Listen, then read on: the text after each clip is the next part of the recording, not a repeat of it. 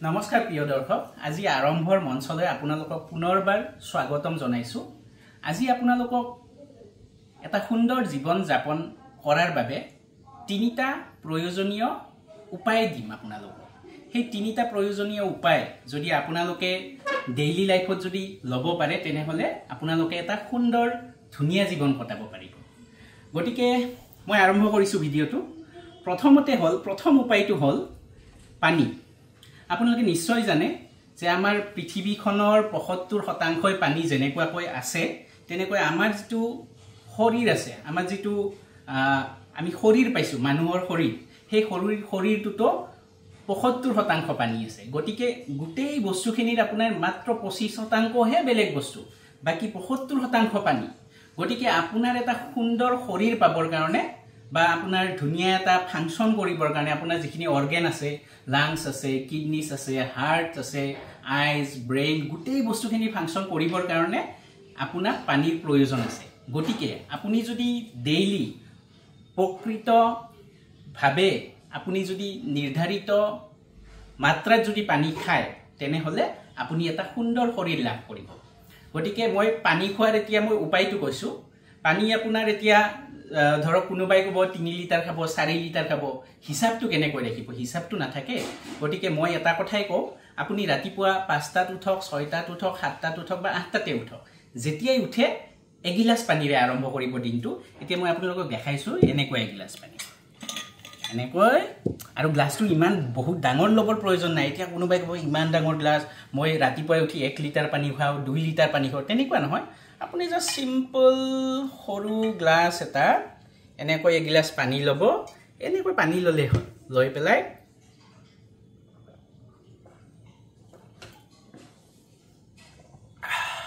খালে খাই এনেকৈ আৰম্ভ কৰিব দিনটো তাৰ পিছৰখিনি কথাখিনি মনত ৰাখিব আকৌ তাৰ পিছত প্ৰত্যেকটো ঘণ্টাতে আপুনি যদি ৰাতিপুৱা 7টাত উঠিছে 7টাত এগিলাস পানী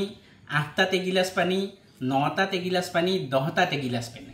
এনেকৈ আপুনি জটেই থাকক জি কৰিয়ে নাথাকক প্ৰত্যেক এঘণ্টাৰ মুৰে মুৰে এগিলাসকৈ পানী আপুনি আবেলি 6টা 7টা বজালৈকে খাই থাকিব 6টা 7টা লৈ কিয় কৈছো আপোনালোকে সাগে মই ধৰি লৈছো বে 9টা বা 10টা বজাত শুব আপোনালোকে 7টা লৈকে যেতিয়া এগিলাসকৈ প্ৰত্যেক ঘণ্টাত পানী খালে যেতিয়া আপুনি শুব 10টা বজাত তেতিয়ালৈকে আপুনি বাথৰুমত গৈ পেলে গুটেই পানীখিনি উলাই যাব আৰু আপোনালোকে ৰাতি উঠিব লগিয়া নহয় গটিকে মোৰ ফালৰ পৰা এইটো এডভাইস পানী খোৱাৰ ক্ষেত্ৰত যে প্ৰতিদিনে ৰাতিপুৱা যেতিয়াই উঠে তেতিয়াৰ পৰা এগিলাসকৈ পানী আবেলি লৈকে মই কোৱা ধৰণে খাই থাকিব আৰু বহুত ডাঙৰ গ্লাছ বা এটা বটলত লৈ নহয় আপোনালোকে মিডিয়াম সাইজৰ গ্লাছ বা সিম্পল গ্লাছ এটাত লৈ পেলাই খাব পাৰে কিন্তু জটেই নাথাকক অফিসত আছে স্কুলত আছে বা মই কোনোবা গাড়ীত আছো কিবা আছো হেইবিলাক কোনো বাহানা কৰি লাভ নাই আপুনি জটেই নাথাকক যদি আপোনাক এটা ভাল সুস্থ জীৱন লাগে প্ৰতি ঘণ্টাত এগিলাস পানী মনত ৰাখিব এতিয়া দ্বিতীয় কথালৈ আহো এই গছবিলাক দেখিছে এই গছবিলাক হেউজিয়া গছ এইবিলাক সঁচা গছ দেই কিন্তু সঁচা এয়া হয় মোৰ ইয়াতে আছে ডাইনিং ৰুমতে আছে এইবিলাক সঁচা গছ আমি পানী চানি দিও ইয়াতে অলপ সাৰ সাৰো দিয়া যায় গতিকে এই গছবিলাক আপুনি হেউজিয়া কিয় দেখিছে হেউজিয়া দেখাৰ একমাত্ৰ কাৰণ এই গছবিলাকে পত্ৰহৰিত নামৰ এটা পদাৰ্থ আছে সেই পদাৰ্থটোৱে গৈ পেলাই আমাৰ যেটো অক্সিজেন আমি গ্ৰহণ কৰো আমি কাৰ্বন ডাই অক্সাইডটো এৰি দিও আৰু তাৰ বিনিময়ত এই পত্ৰহৰিতে অক্সিজেন এৰি দিয়ে সেই অক্সিজেনটো আমি লওঁ এতিয়া আপুনি মোৰ হাতখন এতিয়া ধৰক ওচৰৰ ফালে যদি চাই পিংক কালাৰ দেখিব পিংক কালাৰ মানে গুলপীয়া কালাৰ আছে মোৰ ভাইব্ৰেন্সি এটা আছে মোৰ ধৰক এটা ভাল দেখা এটা হেয়া আছে স্কিন আছে কাৰণটো হল অক্সিজেন মোৰ দেহত তাৰ মানে যিবিলাক ৰক্ত আছে সেই ৰক্তবিলাকে ধুনিয়াকৈ অক্সিজেনটো পৰিবহন কৰি আছে আৰু এই অক্সিজেনে আমাৰ শৰীৰৰ প্ৰত্যেকটো অংগ প্ৰত্যংগ ব্ৰেইন লাংস হাৰ্ট বা গুটেই আমাৰ হাত ভৰি গুটেইতে যিবিলাক অংগ আছে প্ৰত্যেকটো জায়গাতে অক্সিজেনৰ প্ৰয়োজন আছে আৰু সেই কাৰণে আপুনি এইবিলাক পিংক কালাৰৰ দেখা পায় মানে গুলপীয়া কালাৰৰ আৰু যেতিয়া এজন মানুহৰ ডেথ হয় ন আপুনি দেখিব যে কলা হৈ যায় কলা হোৱাৰ একমাত্ৰ কাৰণটো হল অক্সিজেন নাথাকে অক্সিজেনটো নোহোৱা হৈ যায় সেই কাৰণে কলা হৈ যায় ৰক্ত সঞ্চালন নাথাকে গটিকে অক্সিজেনৰ প্ৰয়োজন ইমানেই বেছি এটা সংখ্যাত যদি জীৱনটো আপুনি ডেসক্ৰাইব কৰিব লাগে জীৱন মানে অক্সিজেন আপোনাৰ কেতিয়াবা সুইসাইডাল থট আহেনে যে মই মৰি যাব বিচাৰো মোৰ জীৱনত একোৱে নাই মোৰ এইটো পোৱা নাই সেইটো পোৱা নাই মোক বহুত বস্তু লাগে কিন্তু এইটো পোৱা নাই মই এইটো কামৰ কাৰণে ফসি আছো এইটো কাম মোৰ হোৱা নাই মই যদি অমুক পালো হেতেন পাৰিল মানে মোৰ ভাল লাগিল হেতেন মানে জীৱনত লাগে যে এইটো লাগে সেইটো লাগে আৰু এই বস্তুবিলাক নোপোৱাৰ কাৰণে আমাৰ জীৱনটো বহুত দুখৰ হৈ পৰে কিন্তু আপোনাৰ যেতিয়াই মনত আহে যে মই এই বস্তুবিলাক নোপোৱাৰ কাৰণে মোৰ জীৱনটো বহুত বেয়া হৈ গৈছে মৰিবৰ মন যায় তেতিয়া আপুনি এটা কাম কৰিব নাকটো টিপা মাৰি ধৰিব একদম নাকটো টিপা মাৰি ধৰিব মুখখন টিপা মাৰি ধৰিব 10 সেকেন্ড যাব দিয়ক 20 সেকেন্ড যাব দিয়ক 30 সেকেন্ড চাব দিয়ক যিমানলৈকে পাৰে চাব দিয়ক এটা সময় পিছত দেখিব আপোনাৰ মাইণ্ডৰ পৰা গোটেই থট বিলাক যে মোক এইটো লাগে সেইটো লাগে সেই থট গোটেই নোহোৱা হৈ গৈছে মোক গাড়ী লাগে ঘৰ লাগে মই পাস কৰিব লাগে মই কিবা লাগে মোৰ বেংক বেলেন্স লাগে মই অমুকক বেয়া কওঁ সেই বস্তুবিলাক নোহোৱা হৈ যাব গৈ পেলে আপোনাক এটাই বস্তু লগা হ'ব মোক উশাহ ল'ব লাগে তাৰ মানে কি লাগে আপোনাক অক্সিজেন লাগে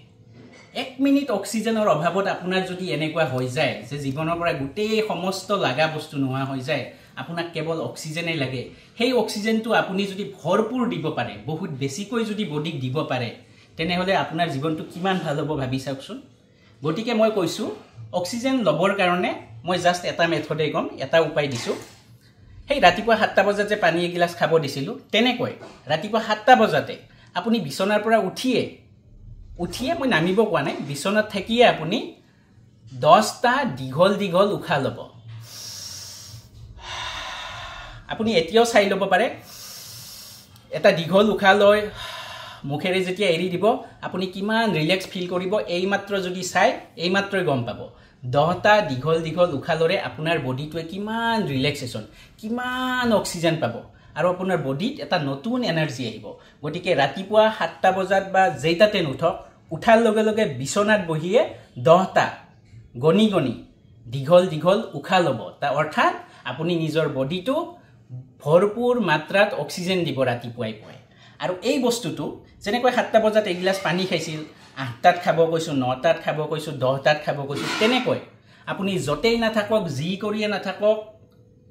মানে যেনেকুৱা পৰিস্থিতিতেই নাথাকক প্ৰত্যেক ঘণ্টাতে 10টা দীঘল উশাহ ল'বই এই 10টা যেতিয়া দীঘল উশাহ প্ৰত্যেক ঘণ্টাতে ৰব আপোনাৰ বডিটোৱে প্ৰতি ঘণ্টাতে ভৰপুৰ মাত্ৰাত অক্সিজেন পাই থাকিব আৰু অক্সিজেন পোৱাৰ লগে লগে আপোনাৰ গোটেই বডিটোৱে নহয় আপোনাৰ ব্ৰেইনৰ ফাংশনিংও ভাল হ'ব আৰু আপোনাৰ জীৱনটো মধুৰ হৈ উঠিব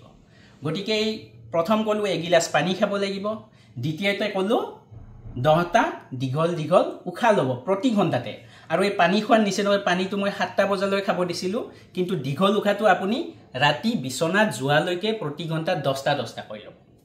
এতিয়া আহিছো মই তৃতীয় কথাটো লৈ তৃতীয় উপায়টো এটা সুন্দৰ জীৱনৰ কাৰণে তৃতীয় উপায়টো মই দিব আহিছো তৃতীয় উপায়টো অলপ বহুত মানুহে হয়তো ভাবিব যে আজি কি কথা ক'ব আহিছে কিন্তু মই তৃতীয় কথাটো এই কাৰণে ক'ব আহিছো যে এই সময়খিনিত বহুতে প্ৰয়োজন হৈ পৰিছে কাৰণ আমাৰ মনত সদায় দুখ অৱসাদ বিষাদ এইবিলাক লৈ আমি আছো আপুনি যদি ৰাস্তাৰে ওলাই যায় প্ৰতি 10 জন মানুহৰ ভিতৰত 9 জন মানুহৰে মুখ কেইখন দেখি ভাবিও যে তেওঁ বহুত টেনচনত আছে বহুত কষ্ট বহুত চিন্তাত আছে কাৰোবাৰ প্ৰতি হেয়া আছে কমপ্লেইন আছে এইটো মানুহ বেয়া সেইটো মানুহ বেয়া কাৰোবাৰ আৰু মোৰ জীৱনটোৱে বেয়া মোৰ পইচা নাই অমুক নাই এনেকৈ বহুত কমপ্লেইন চলি থাকে আৰু কাৰোবাৰ প্ৰতি আমাৰ খং উঠে কাৰোবাক আমি বেয়াকৈ কৈ দিও তাৰ ফলত কি হয় আমাৰ পিছত বেয়া লাগে যে আমি কিয় বেয়াকৈ কলো আমি তো ক'ব নালাগিছিল আৰু এনি টাইম আমি মনত মানে বহুত দুখ এই অশান্তি লৈ ঘূৰি থাকো এই অশান্তি বিলাক আতৰুৱাৰ এটা উপায় মই আপোনাক কম প্ৰতিটো ঘণ্টাত যেনেকৈ এগিলাস পানী খাব কৈছো 10টা দীঘল উশাহ ল'ব লৈছো এই দুটা কৰ্ম কৰাৰ উপৰিও আপুনি সৰ্বশেষত আৰু এটা কাম কৰিব লাগিব সেইটো মনেৰে কৰিব লাগিব আপুনি এটা লাইন ভাবিব লাগিব আৰু সেই লাইনটো হৈছে যে মই মৰণশীল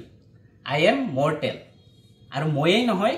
মই যাৰ লগত আজি কথা পাতিছো যাৰ লগত আছো এভৰিওয়ান ইজ মৰ্টেল প্ৰত্যেকই এদিন মৰিব যেনেকৈ ময়ো মৰিম গতিকে এই কথাষাৰ প্ৰত্যেক ঘণ্টাত এবাৰ আপুনি মনেৰে উপলব্ধি কৰিব যে মই মৰণশীল তেতিয়া কি হ'ব আপুনি যদি কোনোবা এজনে আহি আপোনাক খং উঠাইছে আপোনাৰ খংটো ভিতৰতে থাকিব কাৰণ আপুনি 1 ঘণ্টা আগত মনত পেলাইছিলে যে মই মৰণশীল এও মৰণশীল গতিকে তেতিয়া ভাবিব এও যেতিয়া মৰণশীল ময়ো যেতিয়া মৰণশীল একনো কিয় মই বেয়াকৈ কম বা এও কোৱা কথাটোত মই কিয় বেয়াকৈ ধৰিম কাৰণ এও এদিন মৰিব ময়ো এদিন মৰিম সেইকাৰণে প্ৰতি ঘণ্টাত আপুনি ৰাতিপুৱা 7টাত উঠক 8টাত উঠক উঠি এবাৰ ভাবিব যে মই আজি জীৱনটো পাইছোঁ এটা সুন্দৰ জীৱন সুন্দৰ দিন এটা মই উপভোগ কৰিম কিন্তু মই মৰণশীল আৰু পৃথিৱীৰ সকলো বস্তুৱে মৰণশীল এই কথাটো আপুনি সদায় মনতে ভাবিব প্ৰতি ঘণ্টাত গতিকে মই 3টা উপায় দিলোঁ প্ৰতি ঘণ্টাত এগিলাচ পানী 10টা দীঘল উশাহ আৰু এটা চিন্তা কৰিব যে আমি মানুহ মৰণশীল গতিকে আমি জীৱনটো উপভোগ কৰিব লাগে আমি জীৱনটো ধুনীয়াকৈ চলাই নিব লাগে গতিকে এই 3টা কথা আপুনি যদি মানি চলে এমাহৰ ভিতৰত আপোনাৰ জীৱনটো চেঞ্জ হ'ব গৈ আছে বিশ্বাস কৰক এমাহ সময় দিয়ক এমাহ আপুনি এইটো কৰি চাওক আপোনাৰ জীৱন যদি চেঞ্জ নহয় ডেসক্ৰিপচনত মোৰ নাম্বাৰটো দিয়া আছে আপুনি মোক ফোন কৰি যি কথা ক'ব পাৰে গালি দিব পাৰে সব কৰিব পাৰে এমাহ ধৰি আপুনি জাস্ট এই 3টা প্ৰথা অৱলম্বন কৰি চাওক ডেইলি বিশ্বাস কৰক আপোনাৰ জীৱন সলনি হ'ব গতিকে এইখিনি কৈ মই আৰম্ভৰ মঞ্চৰ পৰা বিদায় লৈছোঁ গতিকে মই বিচাৰিছোঁ আপোনাৰ জীৱনৰ আৰম্ভণি হওক এটা সফল জীৱনৰ আৰম্ভণি হওক নমস্কাৰ ধন্যবাদ